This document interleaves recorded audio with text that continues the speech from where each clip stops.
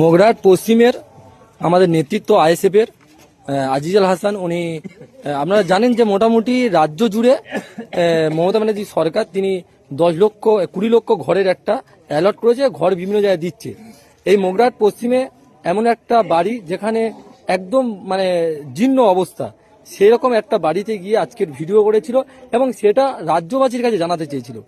সেইটা হয়তো তার কাল হয়েছে।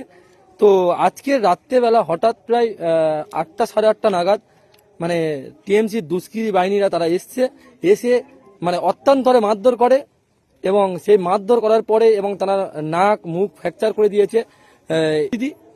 দেখতে পাচ্ছেন অনেকেই জড়ো হয়েছে। তো সংগ্রামপুরের স্টেশনের কাছে মানুষ জড়ো এমনিতে থাকে, সেখানে অনেক মানুষ জড়ো হয়ে গেছে। জড়ো হয়ে যাওয়ার পরে সেখানে কি হলো যে স্টেশনের উল্টো দিতে আমরা দেখতে পাচ্ছি যে শাসক দলের অনেকেই আছে, তাদের উপরে কোনো অ্যাটাক হচ্ছে না।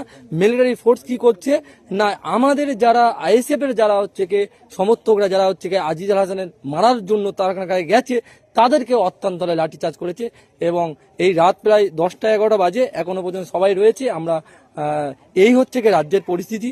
তো আজিজুল হাসানের দেখতে পাচ্ছেন এইরকম অবস্থা দেখতে পাচ্ছ, মুখের অবস্থা দেখতে পাচ্ছেন, এইরকম মারধর করেছে, মানে বলতে গেলে তুলে নিয়ে চলে যাচ্ছিল।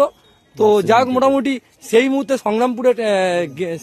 সংগ্রামপুরের গেট পড়েছে।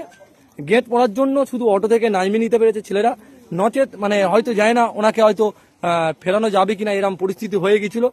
তো এই হচ্ছে কি মগরাট পশ্চিমের অবস্থা। কিছুদিন আগে আমরা দেখেছিলেন যে নওশাদ সিদ্দিকী সাহেব তিনি আসার জন্য তিনি আসবে বলেছিল, সেই আশায় কিন্তু তার বাড়ির উপরে একটা মানে অ্যাটাক হয়েছিল, পুলিশ এসে মোটামুটি তাকে ভয় টয় দেখানোর চেষ্টা করেছিল।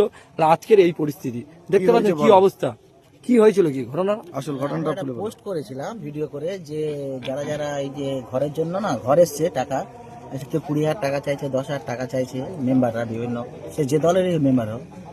তো এইগুলো মানুষকে যারা টাকা দিতে মানা করেছিলাম, এইভাবে একটা পোস্ট করেছিলাম। আর আজকের একটা ভিডিও করেছিলাম যারা ঘর পায়নি, গরিব মানুষ, অসহায় মানুষ যারা ঘর পায়নি, তো তাদের যাতে ঘর ঢোকে সেই জন্য একটা ভিডিও করেছিলাম। এই জন্য আমার উপর হামলা, যে তুমি সত্যি কথা বলতে পারবে না, আমরা যেটা করব সেটাই হবে।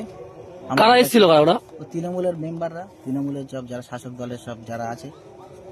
ওরা কি তুলে নিয়ে চলে যাচ্ছিল তাহলে? হ্যাঁ, মারধর করেছে, প্রচন্ড মারধর করেছে, মারধর করে ফোন কেড়ে নিয়েছিল, তুলে নিয়ে যাচ্ছিল। তারপর আমাদের পাড়ার ছেলেরা কোন রকমের দেখতে পেয়ে, খবর পেয়ে তারপর এখন পরিস্থিতি কিরকম আছে?